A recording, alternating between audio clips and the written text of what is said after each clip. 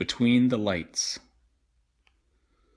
The day had been one unceasing fall of snow from sunrise until the gradual withdrawal of the vague white light outside indicated that the sun had set again.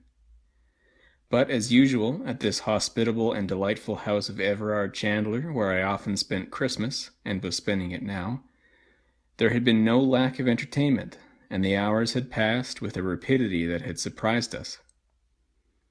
A short billiard tournament had filled up the time between breakfast and lunch, with badminton and the morning papers for those who were temporarily not engaged, while afterwards the interval till tea-time had been occupied by the majority of the party in a huge game of hide-and-seek all over the house, barring the billiard-room, which was sanctuary for any who desired peace. But few had done that. The enchantment of Christmas, I must suppose, had, like some spell, made children of us again. And it was with palsied terror and trembling misgivings that we had tiptoed up and down the dim passages, from any corner of which some wild screaming form might dart out on us. Then, wearied with exercise and emotion, we had assembled again for tea in the hall, a room of shadows and panels on which the light from the wide-open fireplace, where there burned a divine mixture of peat and logs, flickered and grew bright again on the walls. Then, as was proper, ghost stories, for the narration of which the electric light was put out so that the listeners might conjecture anything they pleased to be lurking in the corners, succeeded, and we vied with each other in blood, bones, skeletons, armor, and shrieks. I had just given my contribution and was reflecting with some complacency that probably the worst was now known, when Everard, who had not yet administered to the horror of his guests, spoke.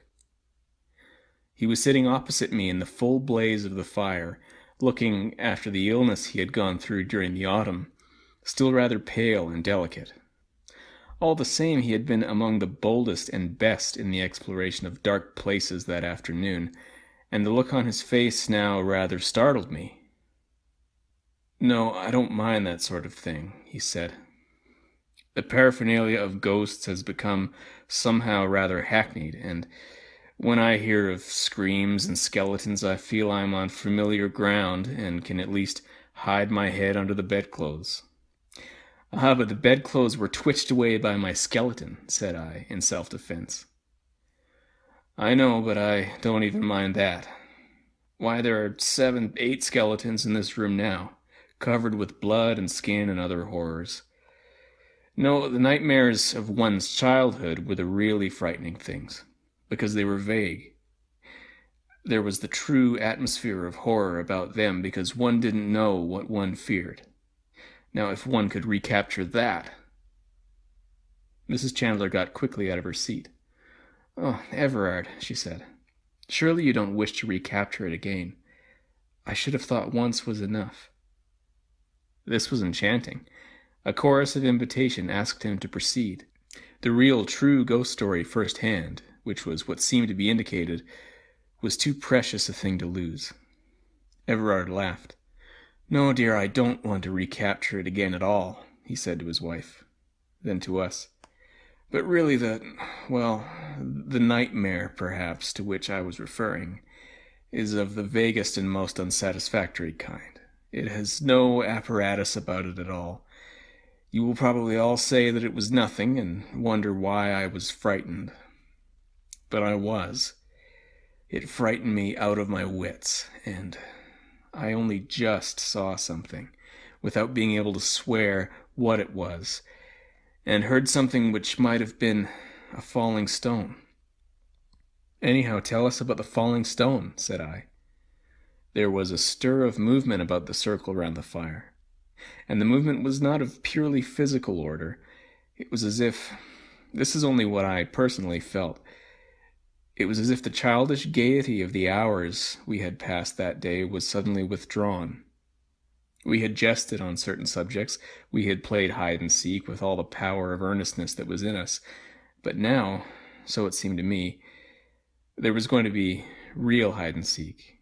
Real terrors were going to lurk in dark corners, or if not real terrors, terrors so convincing as to assume the garb of reality, were going to pounce on us. And Mrs. Chandler's exclamation as she sat down again, Oh, Everard, won't it excite you? Tended in any case to excite us. The room still remained in dubious darkness except for the sudden lights disclosed on the walls by the leaping flames on the hearth. And there was wide field for conjecture as to what might lurk in the dim corners. Everard, moreover, who had been sitting in bright light before, was banished by the extinction of some flaming log into the shadows. A voice alone spoke to us as he sat back in his low chair, a voice rather slow but very distinct. "Last year," he said, "on the 24th of December, we were down here as usual, Amy and I, for Christmas. Several of you who are here now were here then. 3 or 4 of you at least. I was one of those, but like the others kept silence, for the identification, so it seemed to me, was not asked for." And he again went on without a pause. "Those of you who were here then," he said, "and are here now, will remember how very warm it was this day last year. You will remember, too, that we played croquet that day on the lawn. It was perhaps a little cold for croquet, and we played it rather in order to be able to say, with sound evidence to back the statement, that we had done so." Then he turned and addressed the whole little circle. "We played ties of half games," he said, "just as we have played billiards today, and it was certainly as warm on the lawn then as it was in the billiard room this morning directly after breakfast, while today I should not wonder if there was 3 feet of snow outside. More, probably. Listen." A sudden draught fluted in the chimney, and the fire flared up as the current of air caught it. The wind also drove the snow against the windows, and as he said, "Listen," we heard a soft scurry of the falling flakes against the panes, like the soft tread of many little people who stepped lightly but with the persistence of multitudes who were flocking to some rendezvous. Hundreds of little feet seemed to be gathering outside. Only the glass kept them out. And of the 8 skeletons present, 4 or 5 anyhow turned and looked at the windows. These were small paned with leaden bars. On the leaden bars, little heaps of snow had accumulated. But there was nothing else to be seen. "Yes, last Christmas Eve was very warm and sunny," went on Everard. "We had had no frost that autumn, and a temerarious dahlia was still in flower. I have always thought that it must have been mad." He paused a moment. "And I wonder if I were not mad too," he added. No one interrupted him. There was something arresting, I must suppose, in what he was saying. It chimed in anyhow with the hide-and-seek, with the suggestions of the lonely snow. Mrs. Chandler had sat down again, but I heard her stir in her chair. But never was there a gay party so reduced as we had been in the last 5 minutes. Instead of laughing at ourselves for playing silly games, we were all taking a serious game seriously. "Anyhow, I was sitting out," he said to me, "while you and my wife played your half game of croquet. Then it struck me that it was not so warm as I had supposed, because quite suddenly I shivered, and shivering I looked up. But I did not see you and her playing croquet at all. I saw something which had no relation to you and her. At least I hope not. Now the angler lands his fish, the stalker kills his stag, and the speaker holds his audience. And as the fish is gaffed, and as the stag is shot, so were we held. There was no getting away till he had finished with us. You all know the croquet lawn," he said, "and how it is bounded all round by a flower border, with a brick wall behind it, through which you'll remember there's only one gate. Well, I looked up and saw that the lawn, I could for one moment see it was still a lawn, was shrinking, and the walls closing in upon it. As they closed in, too, they grew higher, and simultaneously the light began to fade and be sucked from the sky, till it grew quite dark overhead, and only a glimmer of light came in through the gate. There was, as I told you, a dahlia in flower that day. And as this dreadful darkness and bewilderment came over me, I remember that my eyes sought it in a kind of despair, holding on, as it were, to any familiar object. But it was no longer a dahlia, and for the red of its petals I saw only the red of some feeble firelight. And at that moment the hallucination was complete. I was no longer sitting on the lawn watching croquet, but I was in a low-roofed room, something like a cattle shed, but round. Close above my head, though I was sitting down, ran rafters from wall to wall. It was nearly dark, but a little light came in from the door opposite to me, which seemed to lead into a passage that communicated with the exterior of the place. Little, however, of the wholesome air came into this dreadful din. The atmosphere was oppressive and foul beyond all telling. It was as if for years it had been the place of some human menagerie, and for those years had been uncleaned and unsweetened by the winds of heaven. Yet that oppressiveness was nothing to the awful horror of the place from the view of the spirit. Some dreadful atmosphere of crime and abomination dwelt heavy in it. Its denizens, whoever they were scarce human, so it seemed to me, and though men and women, were akin more to the beasts of the field. And in addition there was present to me some sense of the weight of years. I had been taken and thrust down into some epoch of dim antiquity. He paused for a moment, and the fire on the hearth leaped up for a second and then died down again. But in that gleam I saw that all the faces were turned to Everard, and that all wore some look of dreadful expectancy. Certainly I felt it myself, and waited in a sort of shrinking horror for what was coming. As I told you, he continued, where there had been that unseasonable dahlia, there now burned a dim firelight, and my eyes were drawn there. Shapes were gathered round it. What they were I could not at first see. Then perhaps my eyes got more accustomed to the dusk, or the fire burned better, for I perceived that they were of human form, but very small. For when one rose with a horrible chattering to his feet, his head was still some inches off the low roof. He was dressed in a sort of shirt that came to his knees, but his arms were bare and covered with hair.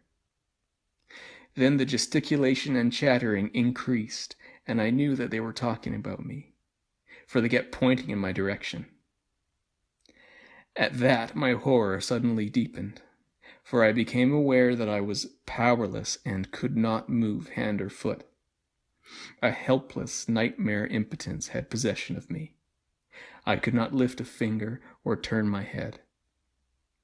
And in the paralysis of that fear I tried to scream, but not a sound could I utter. All this, I suppose, took place with the instantaneousness of a dream, for at once, and without transition, the whole thing had vanished, and I was back on the lawn again, while the stroke for which my wife was aiming was still unplayed. But my face was dripping with perspiration, and I was trembling all over.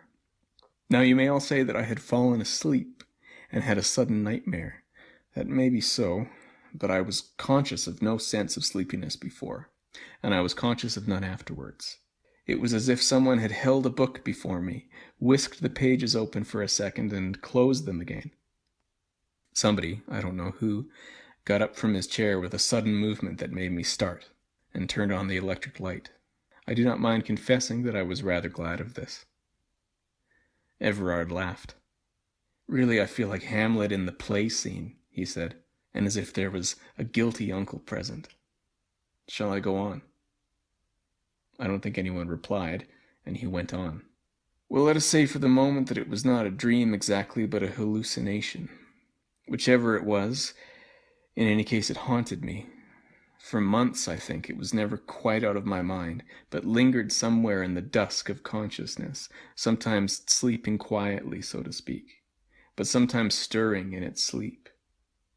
It was no good my telling myself that I was disquieting myself in vain, for it was as if something had actually entered into my very soul, as if some seed of horror had been planted there. And as the weeks went on, the seed began to sprout, so that I could no longer even tell myself that that vision had been a moment's disorderment only. I can't say that it actually affected my health.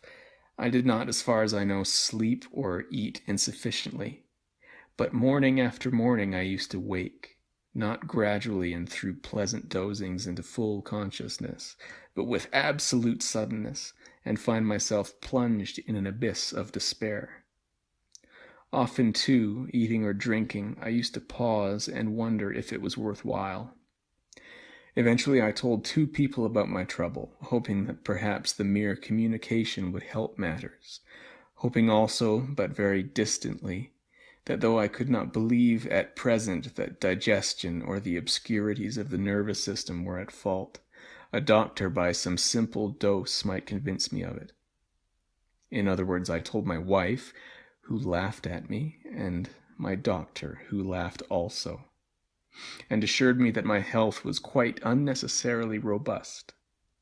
At the time he suggested that change of air and scene does wonders for the delusions that exist merely in the imagination. He also told me, in answer to a direct question, that he would stake his reputation on the certainty that I was not going mad. Well, we went up to London as usual for the season, and though nothing whatever occurred to remind me in any way of that single moment on Christmas Eve, the reminding was seen to all right.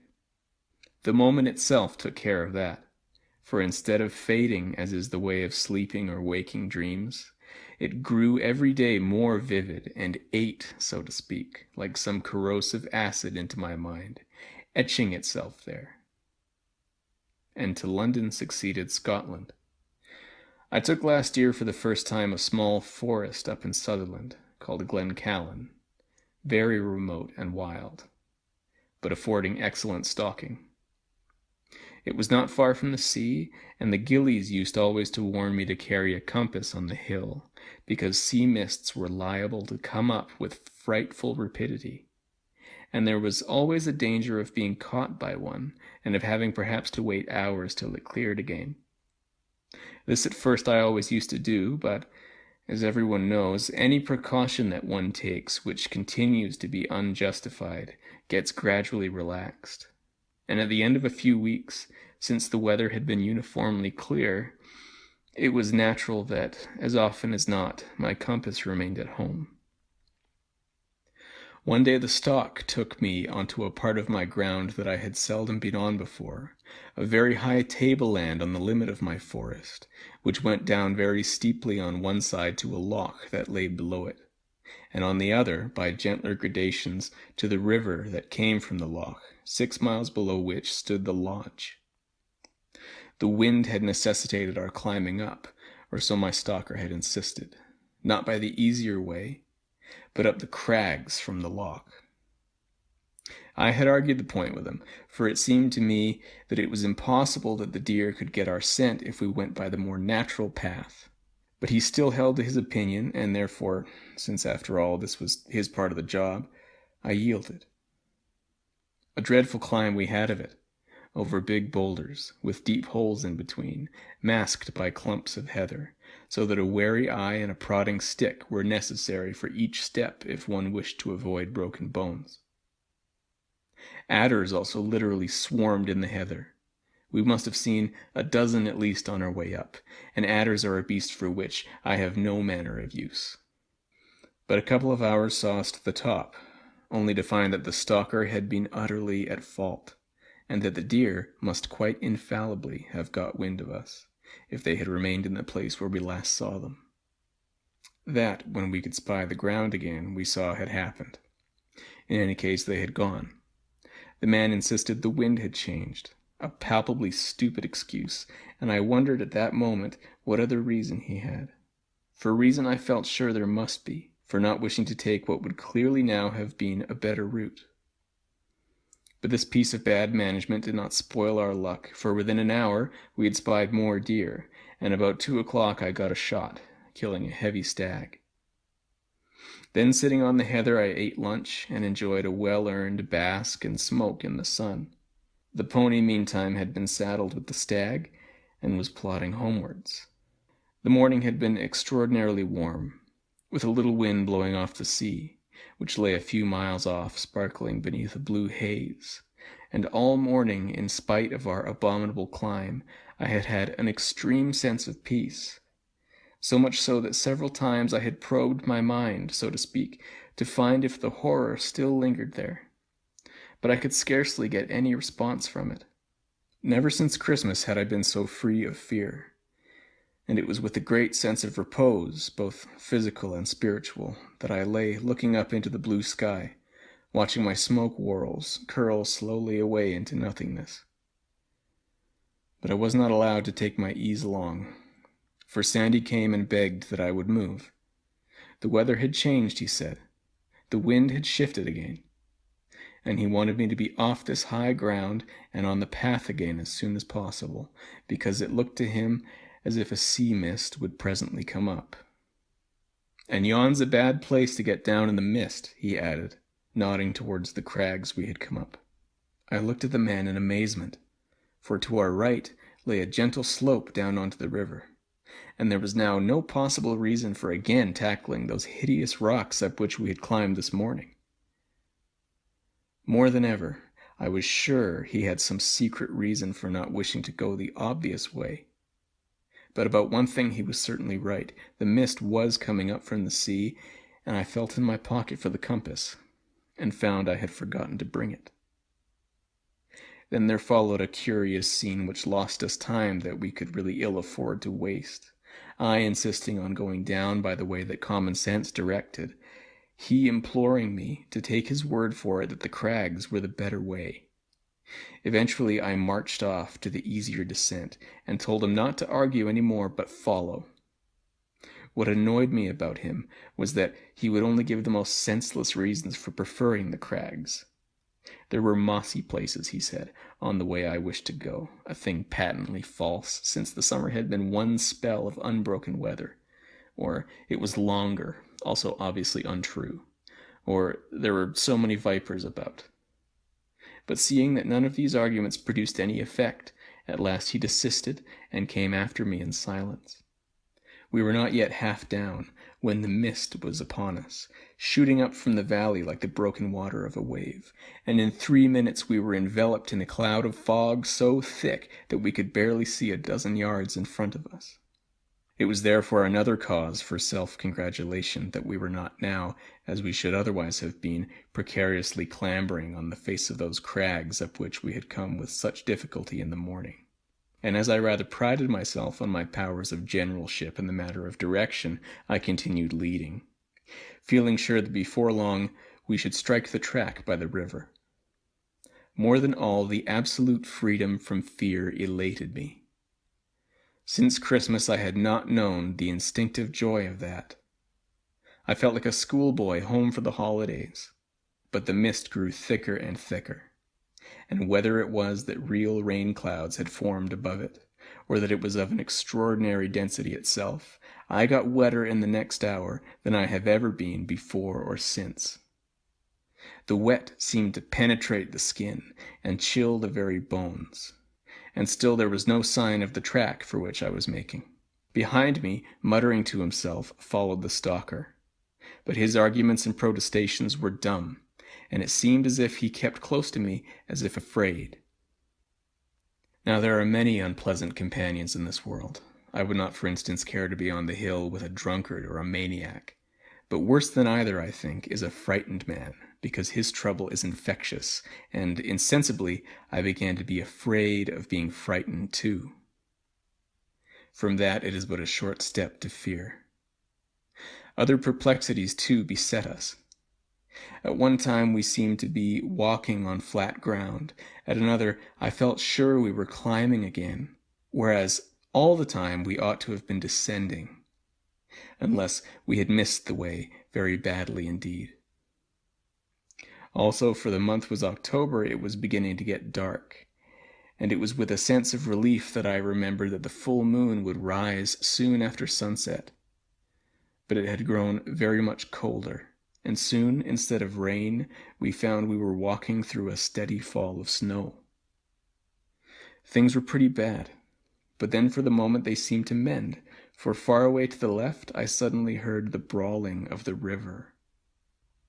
It should, it is true, have been straight in front of me, and we were perhaps a mile out of our way, but this was better than the blind wandering of the last hour, and turning to the left, I walked towards it.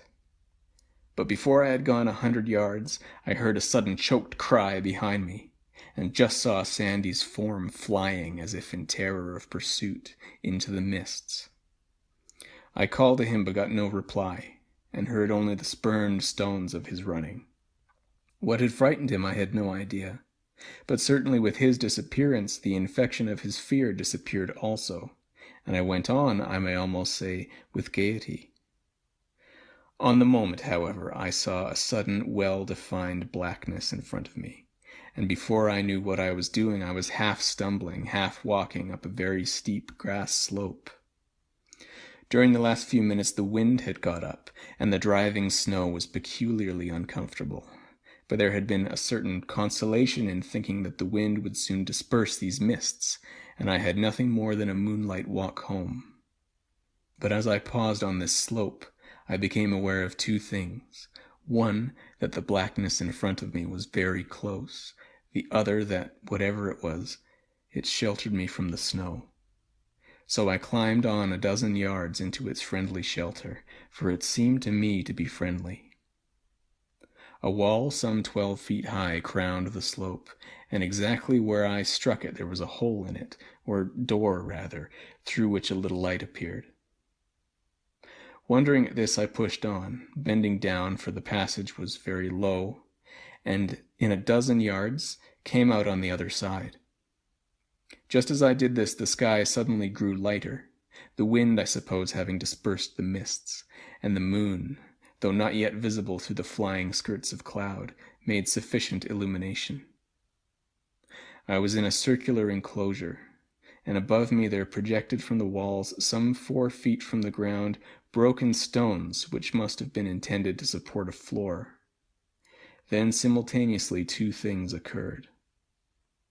The whole of my 9 months' terror came back to me, for I saw that the vision in the garden was fulfilled, and at that same moment I saw stealing towards me a little figure as of a man, but only about 3'6" in height.